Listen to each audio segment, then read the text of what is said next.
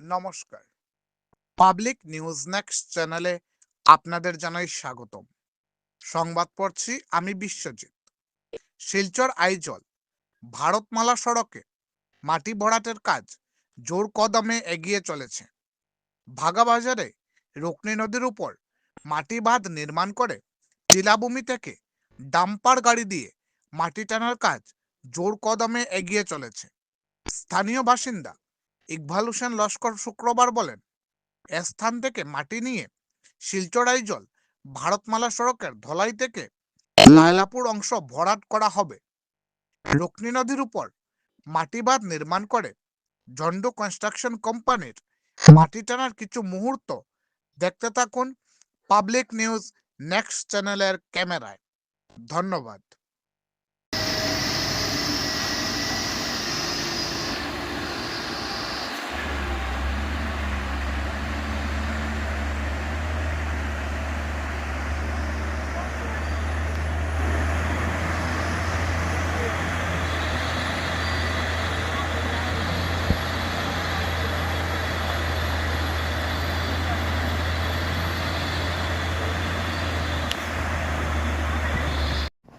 এই জন্টু কনস্ট্রাকশন আজ 12 তারিখ উপস্থিত।